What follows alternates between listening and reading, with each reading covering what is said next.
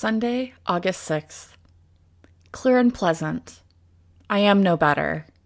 Frank has his hands full with all the cooking to do, and me and the children to wait on. August 7th.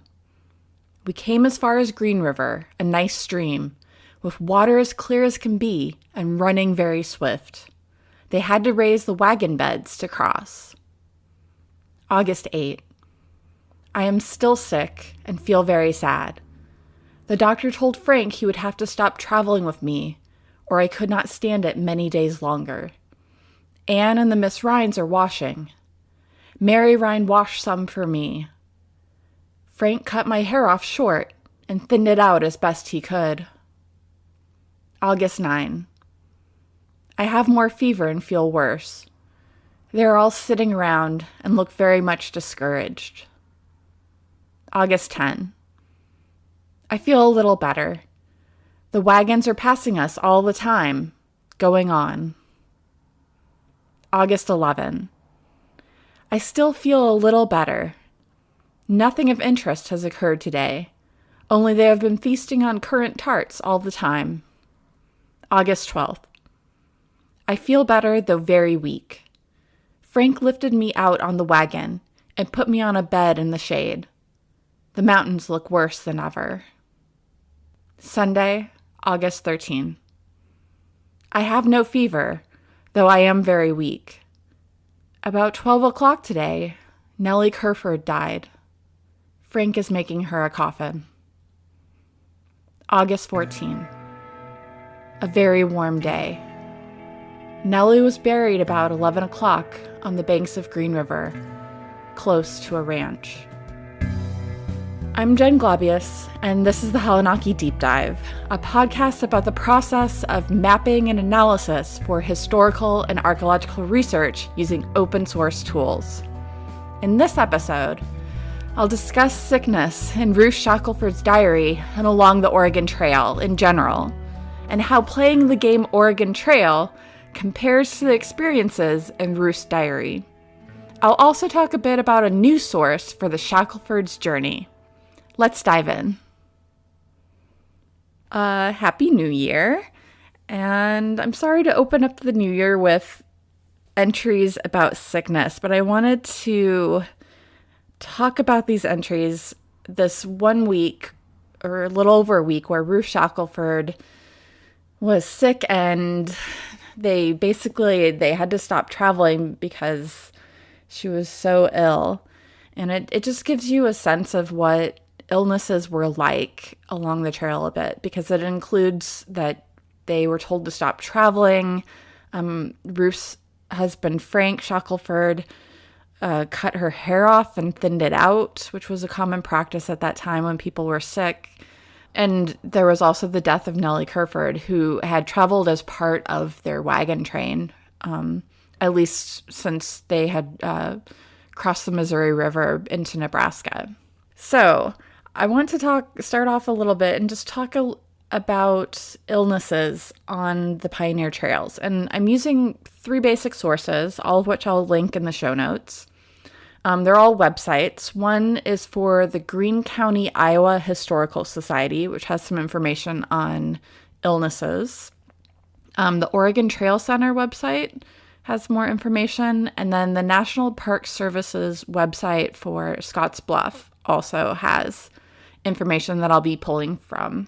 One of the impressions that we get along the Oregon Trail and the other pioneer trails, whether the Mormon Trail or going to California, was that illnesses were pervasive, that people get sick. A lot of people died. According to the National Park Service's website, about 6 to 10% of all immigrants on the trails died of illness. Of course, we don't know an exact number because records were not kept that closely. But that's still a lot of people, if up to 10% died from illnesses.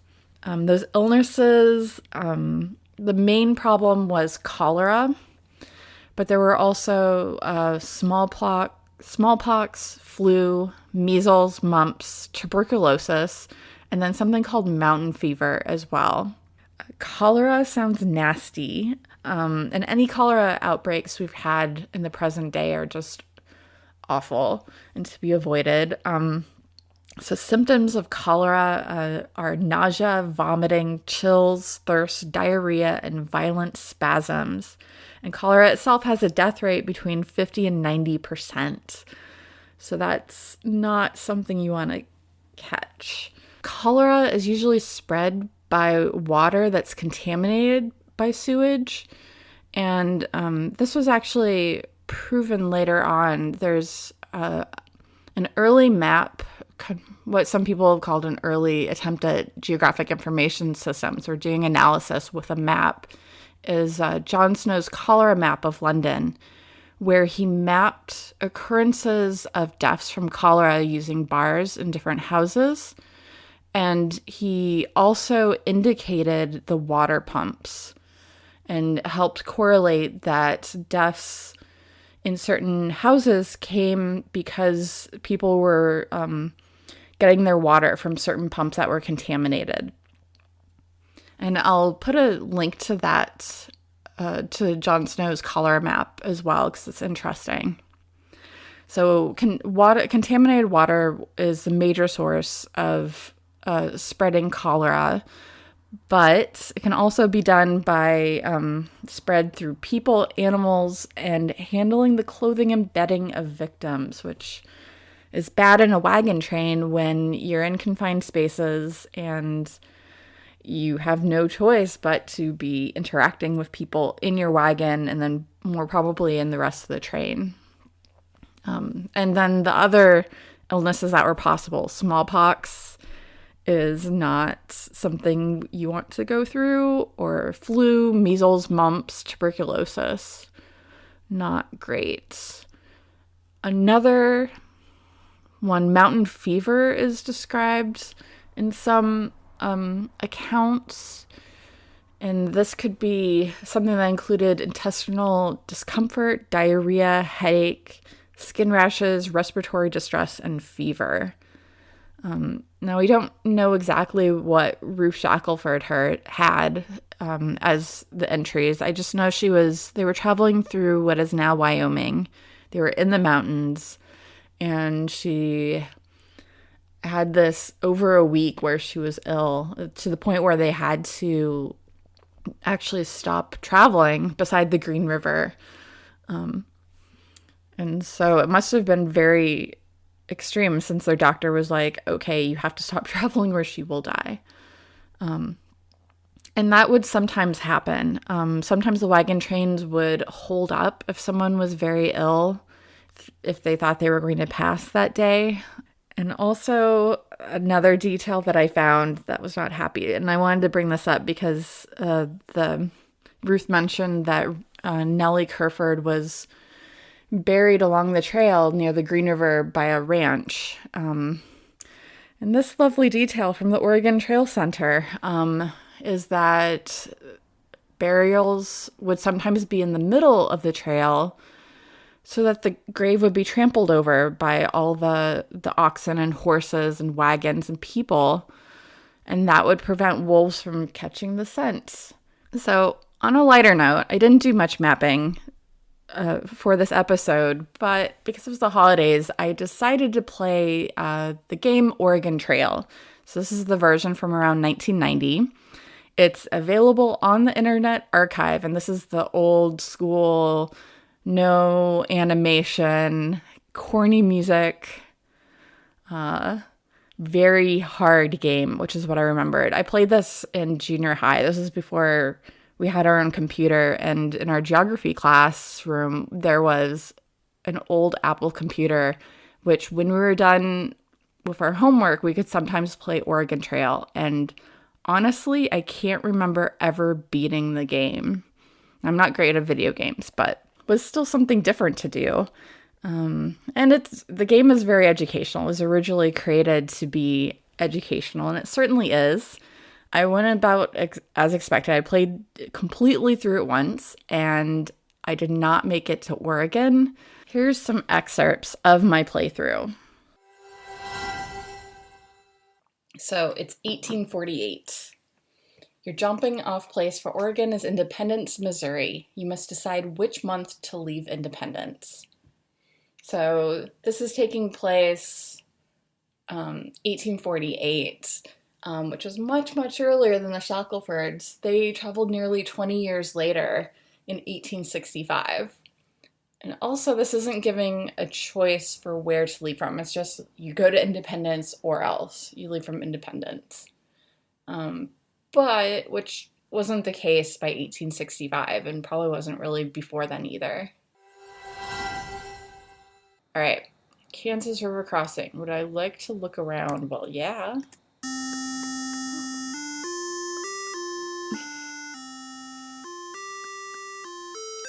The music is amazing. It's amazing. That is certainly a river. I don't know that it's exactly the Kansas River crossing, but sure. Let's talk to people. I'm just going to do this a lot. A stranger tells you can't afford to take a ferry. We're making our wagon into a boat. We'll turn it over, caulk the bottom and sides with pitch, and use it to float our goods across. Have to swim the animals. Hope it doesn't rain. The river's high enough. So that's a possibility. Let's talk to someone else. Ferry operator tells you, don't try to ford any river deeper than the wagon bed, about 2.5 feet. You'll swamp your wagon and lose your supplies. You can caulk the wagon bed and float it, or be smart and hire me to take your wagon on my ferry. So don't ford it if it's deeper than 2.5 feet. Although I do think he's like, no, you could float it, but it's smarter just to pay me, which is probably true and safer. But if you don't have money, it doesn't happen. All right, let's go. Cross the river. 620 feet across, 3.7 feet deep, so no fording this one. I have money. The weather's cool. It's deep. I have money. Let's take the ferry. $5, wait 4 days. No, let's not do that. Let's try floating. I lost 3 days on the trail, getting lost right away. Didn't read the map right or something. All right, you're crossing. Come on, baby. Upright, stay upright. Stay upright. Woo! No trouble floating. Excellent. Okay, replace it with a spare part, which we had an axle, so we're good. Snapper has typhoid. Oh no. We're also low. Oh, we found some wild fruit. Good. Adequate grass. We're traveling very slowly. And now Helonaki has the measles. Oh no. Breshka has a broken leg. Why are you moving around? We don't have much food. I'm not feeding you. Heavy fog. Find wild fruit. Thank goodness. Oh my goodness. Bad water. Helonaki died. Oh no. I guess the health is very poor and bad water and damn. One of the oxen is injured. There's only one. We're moving slowly. Snapper has a snake bite. Find wild fruit. Thank goodness. October 8th. Oh my god, Snapper died. Breshka died. What? Let's just Jake. That's 3 people who died. Boom, boom, boom. 40 pounds of food, very poor health, 160 miles. I'm not going to make it. This is not a severe blizzard, lose a day, because now it's January. I lost so much time. Very little water. I have the measles. Of course I do. Severe blizzard. Oh, I died. And we're done. Here lies Jen. She was bad at hunting. She lost her entire party. And then she got the measles and died. Rest in peace, Jen. Oh my goodness. So that was about I remembered. I didn't remember losing all my oxen. As you heard from my playthrough, things did not go well. And honestly, the reason why I lost is someone stole my oxen. So a pox on all of those oxen rustlers. If you'd like to see a video of my playthrough, it's available to all Patreon supporters at the $3 or higher per month levels. And if you have any advice on how to actually get to Oregon, like strategies that worked for you, please send them to me in case I try this again. You can email me at deepdive@helonaki.com or message me on Helonaki GIS on Twitter. Next, I have some happier news. So, after the last episode, my mother texted me to tell me about the diary of Sarah Raymond Herndon, who was part of the same wagon train as the Shackelfords, going from the Missouri River to the mountains. Sarah's family, instead of going to Oregon or California, decided to go to Virginia City, Montana. So they went off a different direction. They weren't actually part of the same train until both parties crossed the Missouri River, and then they were part of this very large wagon train. So my mom texted me because my Aunt Rita had showed my mother her copy of Sarah's diary after they listened to the last episode. So shout out, thank you both, Mom and Aunt Rita, for letting me know about this diary that I had no idea about. Let's talk a little bit about this diary. I did a read through because the diary was originally published in 1902. I think my Aunt Rita has a newer version that was published. But since it was published in 1902, there's a version available on Google Books. And I'll put a link to that also in the show notes if you feel like reading Sarah's diary. So I sat down and read the diary of their trip. Sometimes I would look at different events, look at entries for similar days in Ruth's diary to see if they concurred. And just here's some initial thoughts about Sarah's diary versus Ruth's diary. Now, Sarah's diary, the writing is more polished, and this is probably because Sarah published the diary herself. So she knew it was going to be read by other people. And I feel like Ruth's was not meant for publication. And so it's just very raw. The events that Sarah writes about in her diary do not always concur, or the same events will sometimes be described by both Sarah and Ruth, but they won't be necessarily on the same day. And it might be that news traveled slowly because they were in different parts of the wagon train, or they're writing about events at different times. I'm not sure. But looking for like a day-by-day exactness does not happen with these two diaries. The Shackelfords themselves are not mentioned in Sarah's diary, but there is a few mentions of the Gatewoods, who were the Shackelfords' in-laws. So Frank Shackelford's sister had married Atwood Gatewood. And so we know that they're part of the same wagon train, but they're not mentioned by each other. Like Sarah is also not mentioned by Ruth Shackelford. And then this is also the sad part. There's also convergence, including the diary entries that I read in the opening of this episode. And that's the death of Nellie Kerford, who Ruth Shackelford spells her name several different ways. She must not have known her very well. And that's because her name was actually Neely Kerfoot, and Sarah was her very good friend. Throughout her diary, she talks about Neely very often. I think they were family friends or possibly related. And Neely had been sick before Sarah's family turned off to go to Virginia City, so they left the train. And so in Ruth's diary, she recorded the death of Neely as occurring on Sunday, August 13th, about noon. And because Sarah's family had turned off, they weren't there when Neely passed away. But on September 5th, Sarah includes this letter that she received from Frank Kerford, dated to August 18th. And here's the excerpt from Sarah's book, Days on the Road, Crossing the Plains in 1865. Green River, Wyoming Territory, August 18th.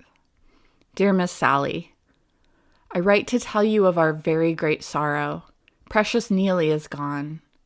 We are all sorely bereaved, but how Uncle Ezra's family can ever get along without her, I cannot see.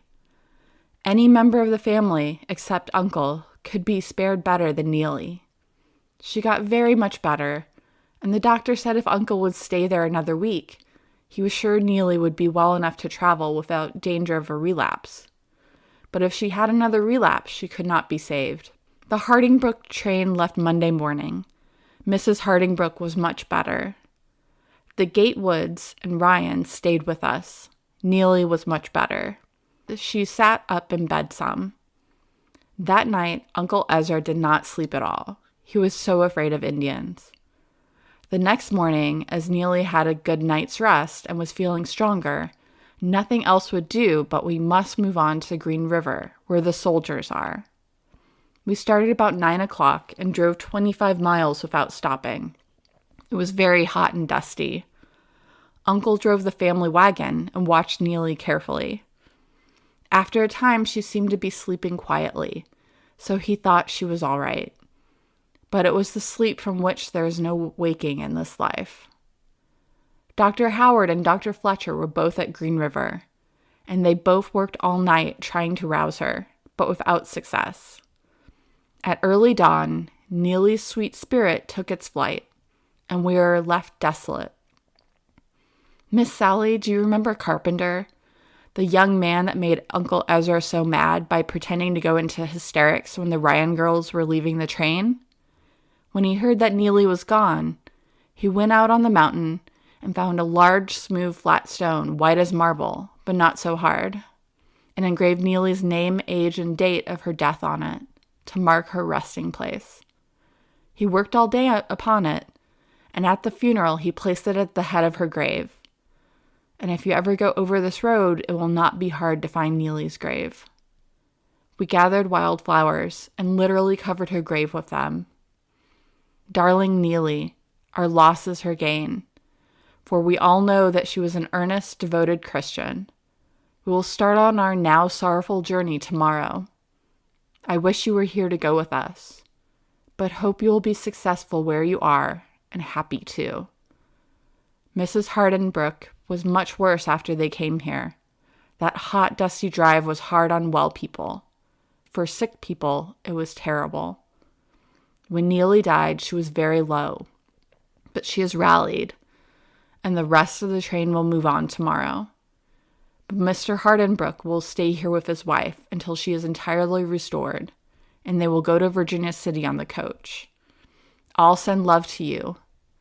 Aunt Mildred asked me to write you. Very sincerely your friend, Frank. With that sad letter, you get a different story about Neely Kerfoot's death. Because in Sarah's account, Neely passed on near dawn. In the letter that she got from Frank Kerfoot, which probably has the true story. And Ruth, especially because she's sick, she probably doesn't know exactly what's going on. And so she thinks it happened around noon, which might be when she found out about it, but we don't know. And I just wanted to mention, again, the Gatewoods are mentioned, but not the Shackelfords, even though, according to Ruth Shackelford, her husband Frank made Neely's coffin, which there's nothing about that in Frank Kerfoot's letter to Sarah, but the story about Carpenter, the person who had given them trouble earlier on the trip, but then went out and made a gravestone. So now that I know about Sarah Raymond Hernan's diary, the published diary, I intend to definitely add it to NodeGoat. But my question to you listeners is what order I should do these. Because after this 1865 diary by Ruth Shackelford, they actually travel back to Missouri from California in 1868. And I was intending to add that diary into NodeGoat next. But would it be better to instead talk about Sarah Raymond Herndon's diary and add that to No Goat First. If you want to tell me your opinion, you can email me, of course, at deepdive@helonaki.com. And I'll also put a poll up on Patreon so you can vote.